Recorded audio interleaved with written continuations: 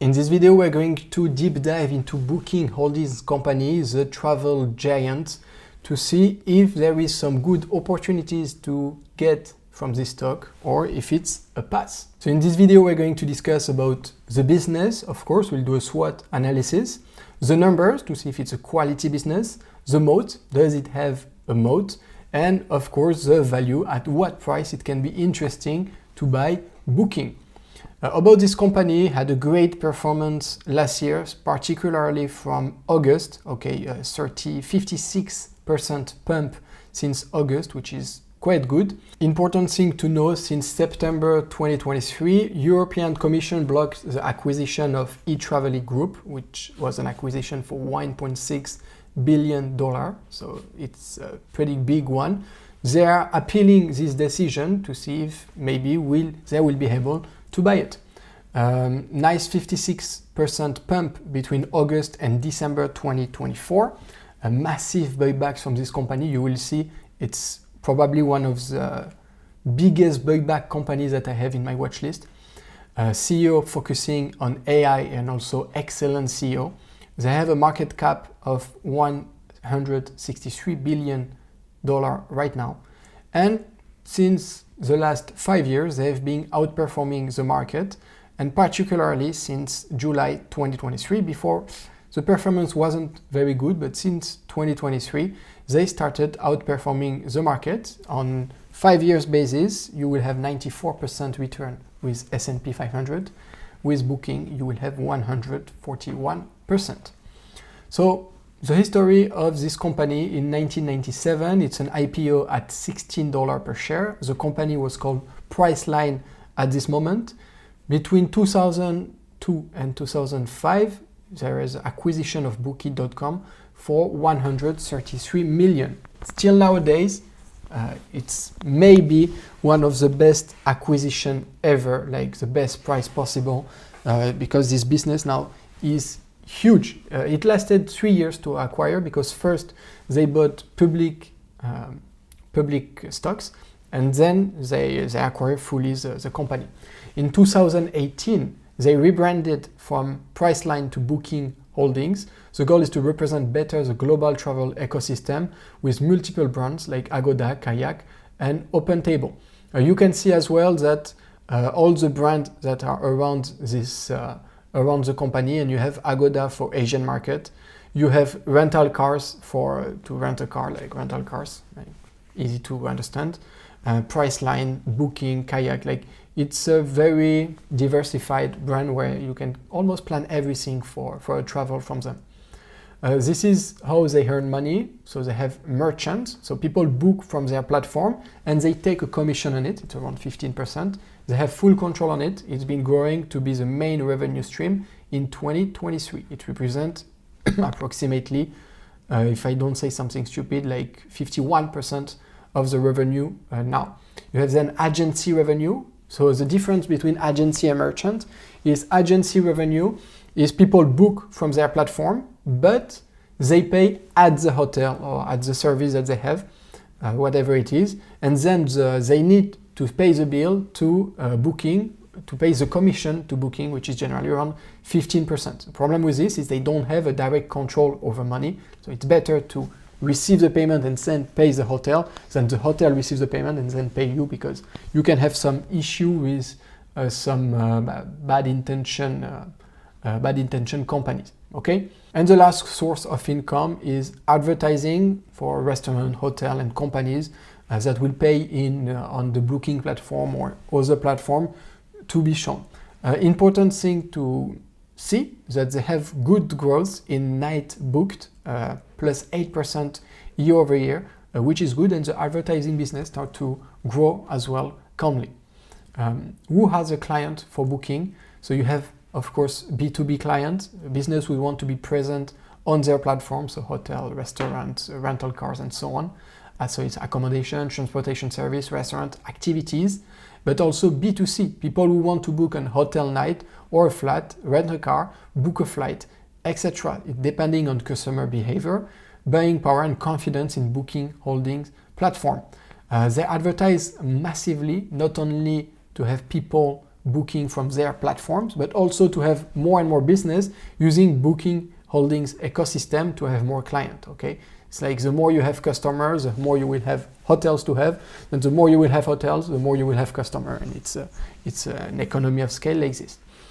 The sales by country, you have almost 80%, which is coming from Europe, 11% from United States, 10% from other.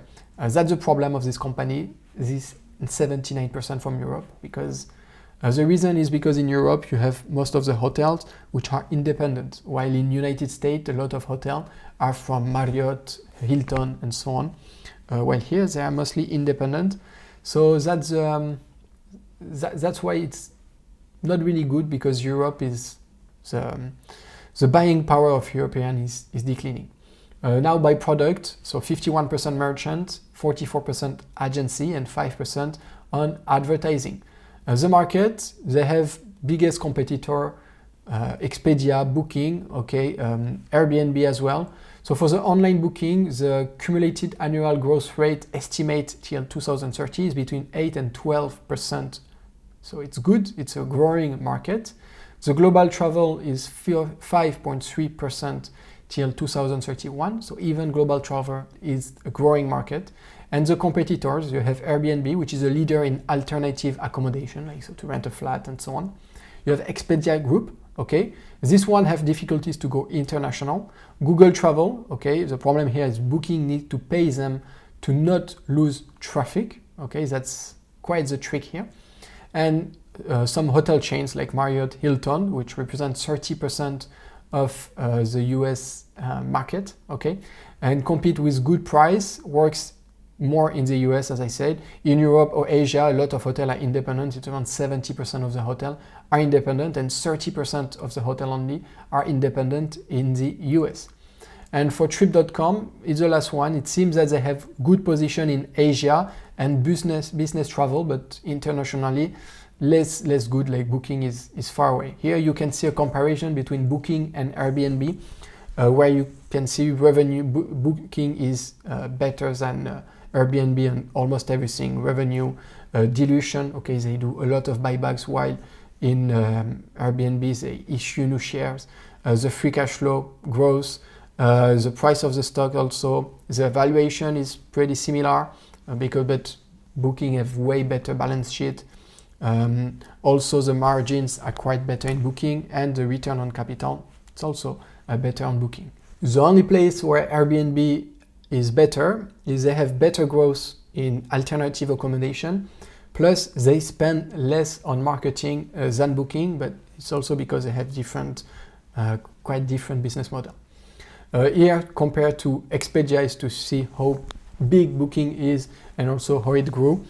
Since till 2020, Expedia was bigger than Booking, okay, or about the gross bookings made from their platforms. And since 2021, like Booking totally destroyed Expedia.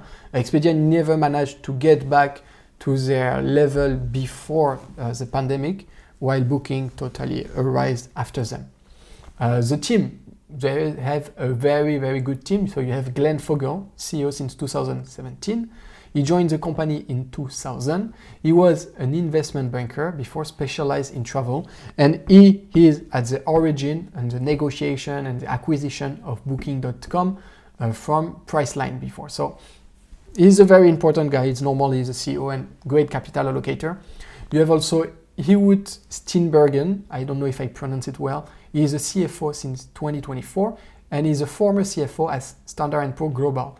The good thing is they were into banking, investment, and so on before, so that's why they create very good shareholder value, and they focus on creating shareholder value. You have then Peter Milones Jr. I didn't find any photos of him, where I was sure it was him. He's the executive vice president. He takes care of all the legal stuff for this company since 2003. So till now, they have been doing on this a pretty good job, and it's a pretty good team. The owner of the company is mostly institutional, so Vanguard almost 9%, BlackRock 7%, Capital Research and Management Company 4%, State Street 4%, Tiro 3%. Okay, So yeah, most of it is owned by institutional. When it comes to the number, about growth, we have a good revenue growth, 11% per year for the last 10 years, 9% per year for the last 5 years, and almost 8% during the last growth. The future growth is expected to be around between 8 and 10% per year. So it's good for revenue. It's good. For earning per share, it's been growing 12% per year for the last 10 years, 5% for the last 11.9% for the last 5 years, and almost 25% the last EPS growth. And for the future, it's expected to grow to 16.4%. When it comes to the free cash flow, it grew 12% per year for the last 10 years and 21% last year, expected to grow between 7 and 10% for the next 3 to 5 years. They have a predictability score of 2.5 out of 5, which is fine. It's mainly due to the fact that for a long time before 2 years ago, before 2023, the stock price was absolutely doing nothing, and then it started to explode. So that's why they have just 2.5, but I expect it to go to 3 or 4 out of 5 in the next 5 years. Okay, so it's overall 84.5% for the growth. For efficiency, it's really good. We have nice high operating margin, 36% 10 years ago, 35% 5 years ago, 28% now. So we can see a little decrease in this, which is normal because they are growing kind of fast and they also acquire a new part of the market. But we need to have a look at it, because if it continues to decline like this, they may lose a competitive advantage and it may show some weakness for the business. But when it's that high, when they grow, it's normal that it decreases a bit. When it comes to return on invested capital, 25%, 18%, 35%. This is growing. This is great. They are really good capital allocator. And for the return on asset, it's kind of the same, around 15% since 10 years. So it's quite good, 92% of efficiency, which is a very good score. When it comes to debt, don't be fooled by the 70%, which is not extremely good. It's good, but not extremely good. The grade is decreased just because of debt to equity. The reason is they're buying so much share that the equity number are fucked. Okay, so don't really trust it. It's put 120%, but if it was normal, it would be way less because you have almost zero debt compared to EBITDA. And the interest coverage, it's around 8, 6.6, 8. I think it will go back over 8 in the next year or two with the plan that they have to decrease some spending. So I believe that the score should be more around 90% here than 70%. When it comes to capital allocation, 100%, they are like great, probably one of the best capital allocator company for something like this, okay? Buybacks of 5.5% in average for the last 5 years, and the last one was 4.7%. It's huge buybacks, especially that they did it at a low price, so very smart of them. I expect them, with the price rising like this, that they will maybe reduce a bit the buybacks now that the shares are a bit higher, but we'll see. Maybe they will continue. When it comes of capital expenditure compared to operating cash flow, 7%, 5%, very good. Okay, they have very low capex, so it's incredible. It's really, really good. And stock-based compensation compared to free cash flow, less than 10%. So again, very good. And they reaffirmed during some conference call that they don't want to do stock-based compensation. They will not make it higher. They want to focus on shareholder return. So very, very good capital allocator. When it comes to dividends, they start giving a dividend. So the grade is kind of low, but we can expect them to grow it kind of fast. Maybe they will decrease a bit the buybacks to do more dividend in the future. We will see. I expect it to grow around 15% per year for the next 5 years. Maybe it will be a bit more. We'll see. They have only 15% payout ratio, so they have some margin to increase the dividend and to give a good dividend for shareholders. So it gives us a global 86% quality score, which is very good. I love it when it's over 75%. So 86% is very good. What about the strength of the business? They are market leadership and brand recognition. Okay, they own some of the most recognized travel brands, including Booking.com, Priceline, Agoda, Kayak, OpenTable, and RentalCars.com. This strong brand portfolio gives it a competitive advantage. They have a global presence and scale, okay, operating in over 220 countries. They benefit from a vast global reach, reducing dependence on any single market and allowing it to capture demand across different regions. They have strong financial performance and profitability. They have a history of strong revenue growth, high profit margins, robust free cash flow, providing it with financial stability and investment capability. They have a big dominance in online travel. Okay, it's one of the largest online travel agency globally, with significant traffic, direct hotel relationships, and an extensive inventory of accommodations. And then they have good technological and AI innovation. They invest heavily in AI, machine learning, and data analytics to optimize search, personalization, pricing, improving customer experience and conversion rate, and also potentially margin in the future if they manage to replace a lot of humans, a lot of cost thanks to AI to higher the margin and increase the profitability of the business. The weakness of this business is big dependence on Google and paid traffic. They rely heavily on Google Ads and other paid marketing channels to drive traffic, make it vulnerable to changes in search algorithm and ad pricing increases.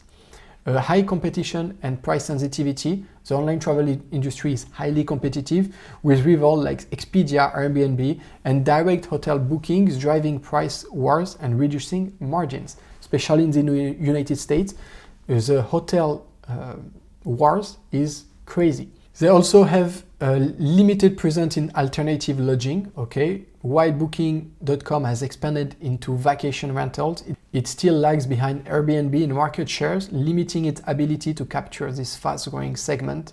And they also have regulatory and legal risk. The company faces increasing scrutiny from regulators regarding anti-competitive practice, tax, and consumer protection laws, which would lead to fines or operational restriction. I think they already have some fines from Italy or something like this about tax.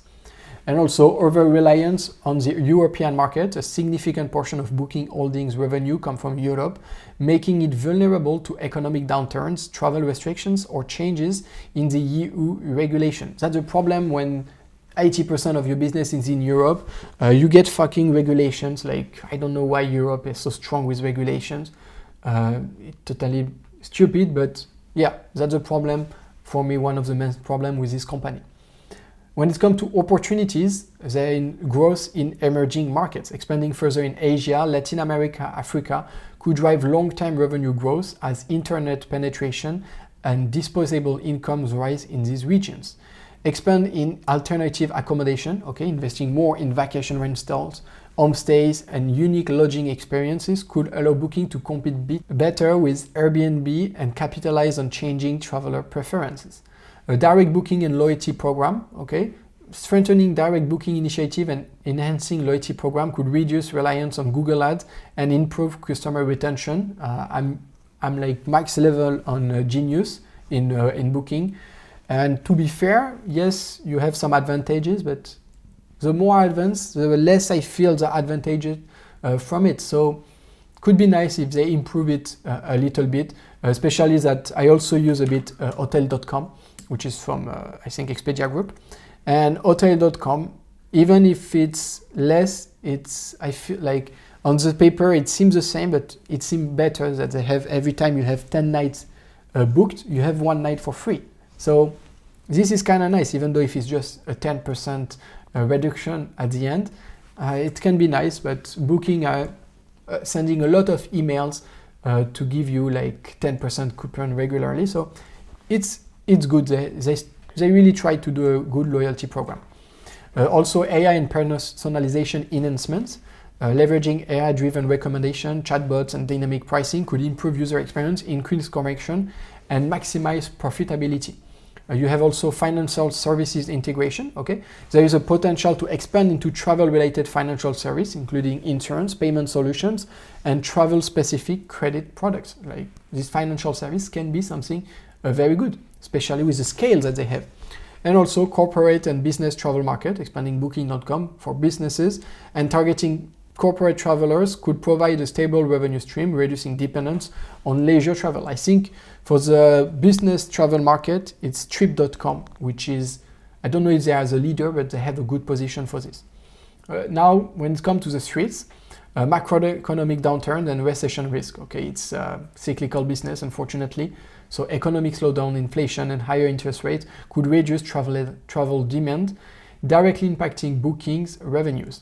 Increasing competition from Airbnb and direct booking. Hotel and airline are pushing direct booking strategies, while Airbnb dominates alternative accommodation, putting pressure on bookings market share. You have also geopolitical and health risk. Okay, wars, pandemic, or travel restrictions can disrupt global tourism and reduce bookings. They really suffer from the last pandemic.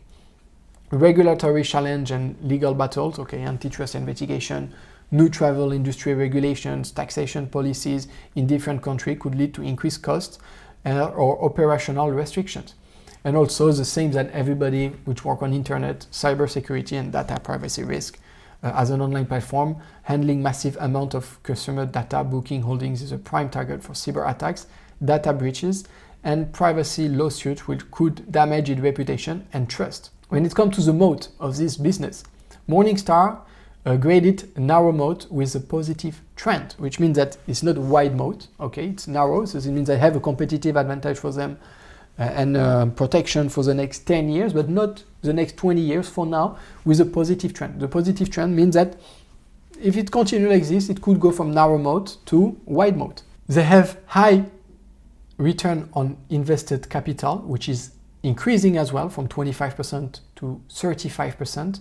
High barrier to entry, okay, difficult to build the hotels, rentals, restaurant network that they build over time. Like it's really difficult to manage to have all of this in one. They have a strong brand, okay, thanks to available customer support, genius program, and wide services. They have good network effect. More user brings more companies, which bring more user, etc. Okay, so it's a good network effect, and it's also an easy business. Okay, even if they change management, the business is easy to manage. Like you're just managing a platform when people can rent a car, can book an hotel. Like it's way less complicated than some other business. So this is a good point as well. When it comes to value, we'll start with a price of $5,000. The 10-year average price to free cash flow is 18. The actual price to free cash flow is 19, and the forward price to free cash flow is 20. They have an expected revenue growth rate of 8.9% per year and expected earning per share growth rate around 16% per year. So now let's do a quick DCF from my little Google sheet. So we'll put here at 5,000 the price. Okay, so now to justify a good price, if you want to do 13% per year, okay? For me, it's the minimum I take for the company in which I could invest. I want them to do at least 13% per year. So for this, we will need a price to free cash flow, a future price to free cash flow of 19. They will have to buy back approximately 3% of the shares and have 11% growth. I think even, yeah, 10.5 is 10 working.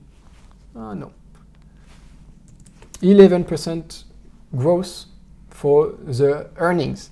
So if you believe it's possible, they can get to 19 price to free cash flow. Like so in the future, in the next 5 years, the price to free cash flow will be 19.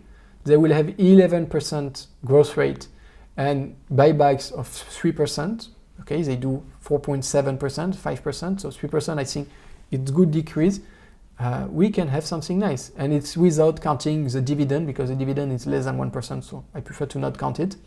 5,181 could be a good price to do this.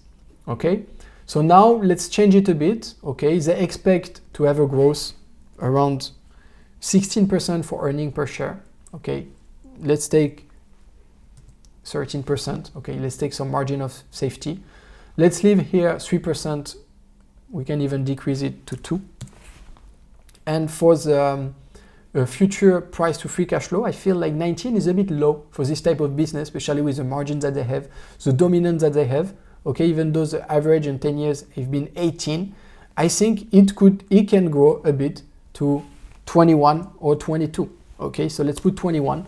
We have here an expected return of 17% per year for the next 5 years, which is pretty good considering the quality of this business.